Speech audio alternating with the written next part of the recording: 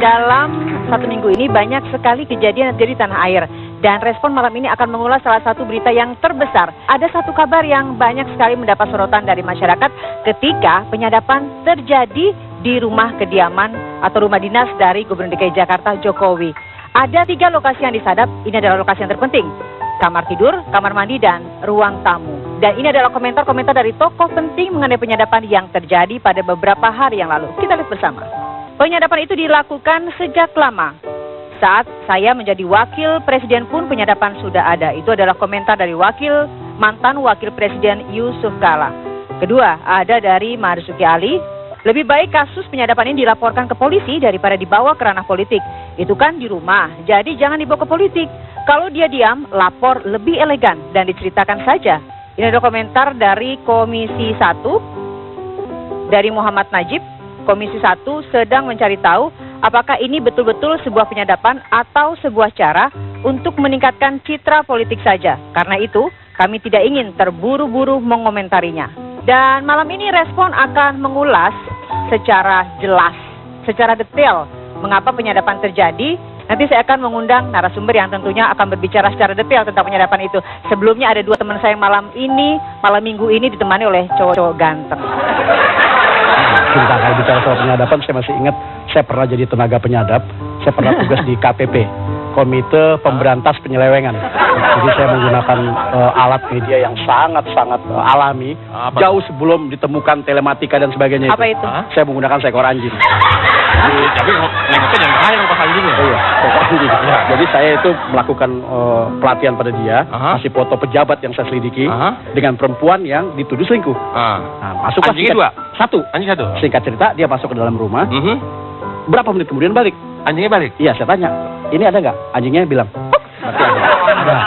Terus? Kasih gambar perempuannya. Ini ada nggak? Ada. Oh juga? Mereka sedang ngapain? Langsung saya bisa ambil kesimpulan. Ya, jangan ambil kesimpulan dari anjing dong.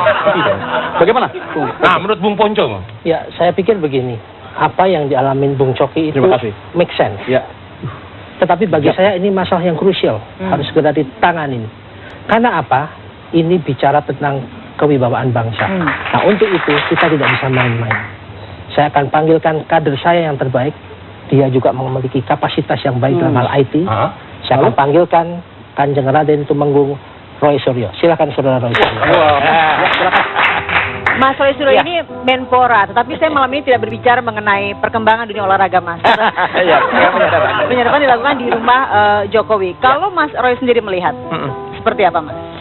Agak lucu sebenarnya. Itu satu lucunya di samping baru diungkap sekarang. Ya, kalau memang saya sangat dekat sebenarnya dengan Pak Jokowi.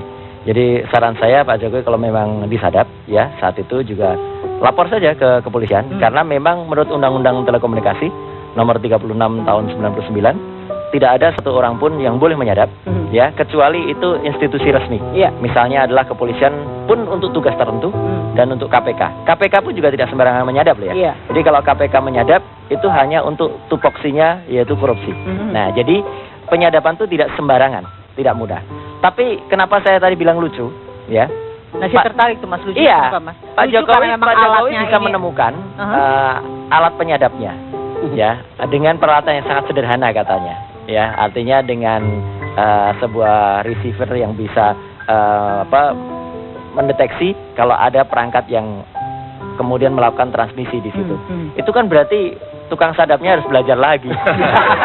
Ini karena memang alatnya, ya berarti alatnya sederhana sekali. Ya, mungkin KW berapa gitu, KW 2 atau KW 3, dan menyadapnya agak serius.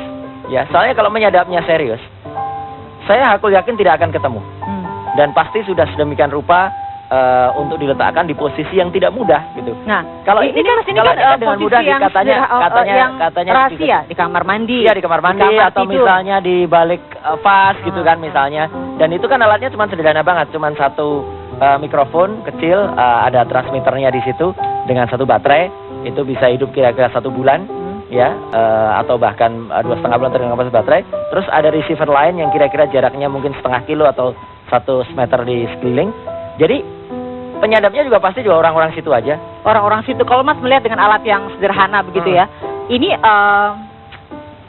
kelas nggak sih untuk seorang Jokowi. Orang Justru- terpenting loh Mas, orang Betul. nomor Pak 1 di Jokowi Jakarta.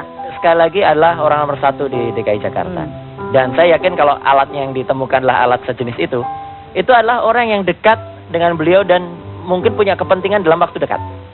Ya, jadi sebelum menuduh orang lain, ya. Dalam waktu dekat maksudnya ke awal-awal ke 2014. Iya, 2014 atau orang yang dekat dengan beliau kira-kira 1 bulan maksimal 3 bulan terakhir. Karena itu kalau alatnya tidak seperti salah itu. dipasang pada September Mas, sebelum Pak Jokowi masuk. Kalau sebelum beliau masuk ya September tahun berapa dulu kan gitu. Tahun kemarin sebelum masuk. Sebelum masuk mestinya juga bisa kelihatan berapa bulan dia aktif. Dan kalaupun misalnya tahu ya dan kemudian bisa dideteksi, saat itu juga harusnya lapor. Karena tidak lapor, saya justru sebenarnya bertanya-tanya kenapa tidak lapor saat itu dan kenapa lapor sekarang, ya gitu. Jadi setelah berbulan-bulan terjadi. Dan kalaupun katakanlah itu tidak penting, ya sudah, ya nggak usah Mas Roy, diributkan. Mas Roy kan orang penting sebagai seorang Menpora, pasti rumah dinasnya juga di screening dong sebelum masuk. Nggak perlu di screening, mau di screening kayak apapun kita nggak bisa melepaskan screening dari Allah Subhanahu Wa Taala. Tapi itu barang itu terlihat ya Mas, bisa terlihat oleh mata. Oh bisa. Dan ini yang saya bilang, ini penyadapnya ecek-ecek ya. Karena alatnya sederhana. Ada kok alat sadap yang tidak perlu on-site. Ya, ada yang bisa outer site ya, yang bisa di luar ditembakkan dari rumah sebelahnya atau misalnya menyewa gedung sebelahnya. Jadi tidak perlu harus meletakkan di tempat itu sama saja dengan cerita zaman dulu. Dulu ketika kita demo gitu, ya terus kita teriak-teriak, terus kita aman, kita nggak ada intel gitu. Tahu-tahu di sebelah saya bilang, saya intel loh. Ya gitu, jadi intelnya kok ngaku. Ini juga penyadap kok pakai alat sadap yang ecek-ecek kayak gitu. Tapi kalau kita melihat ke belakang nih Mas, beberapa bulan lalu Indonesia juga menjadi korban penyadapan. Negara-negara tetangga kita menyadap kita. Kalau itu sudah lama.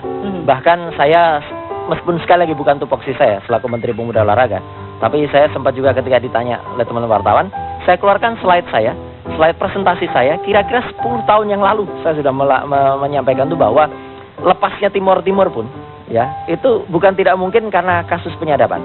Jadi waktu itu satelit kita Palapa itu disadap dan dimuat di koran Australia di Sydney Morning Herald, lengkap pembicaraan para petinggi TNI waktu itu. Jadi bagaimana pengiriman pasukan, bagaimana pengiriman alutsista, bagaimana pengiriman perbekalan, itu pun ditulis semua di situ. Jadi kita ketahuan triknya. Jadi sebenarnya memang bahaya menggunakan perangkat yang istilahnya bukan tertutup. Tapi ya itulah, kita memiliki satelit, itu pun bisa disadap. Apalagi satelit kita sekarang itu sudah bukan lagi milik Indonesia. Nah itu kalau Mas melihat ini kasihan penyadapnya atau kita lebih miris dengan apa yang terjadi oleh SBY karena ketahuan akhirnya penyadapnya. Betul. Jadi menurut saya adalah justru sekarang lah pemerintah tegas ya, pemerintah bisa menyatakan kepada dunia bahwa ada tindakan. Kemarin ada sudah pemanggilan duta besar yang bersangkutan, bahkan mungkin kalau perlu ada pelajaran ya. Karena sejak zaman Pak SBY, Pak SBY sudah menyatakan tidak boleh atau tidak akan menggunakan perangkatnya untuk melakukan atau menzolimi lawan politiknya. Pak Roy, ya. Saya mau nanya dong Pak Roy. Pak Roy kalau pulang kantor atau pulang ke rumah, lihat-lihat dulu nggak ke kolong tempat tidur, ke dapur gitu. Itu jadi parno nanti, jadi paranoid. Jadi enggak ya Pak ya? Ngapain? Atau Pak Roy mau jagonya? Bisa gitu. Kenapa di tempatnya Pak Jokowi itu ada ketahuan penyadap? ya? Kenapa Bang? Karena tenaga penyadapnya lagi PKL kali. Atau debt collector. Orangnya nggak ada mulu kalau ditagih. Iya. Dan alatnya sekali lagi karena itu on-site, mudah sekali penyadap, mudah sekali ketahuan. Penyadapan teknik yang sekarang bahkan mungkin sudah 5-10 tahun terakhir, itu nggak perlu on-site alatnya. Nggak pakai alat itu bisa ya Pak? Nggak pakai alat, bisa langsung soal alatnya itu di remote bisa. Saya tertarik kira-kira apakah saya bisa ngerakitnya sendiri ya? Iya dong. Dan kita nggak usah ngerakit Mas Sinta. Oh nggak komunikasi. Beli di Glodok murah itu.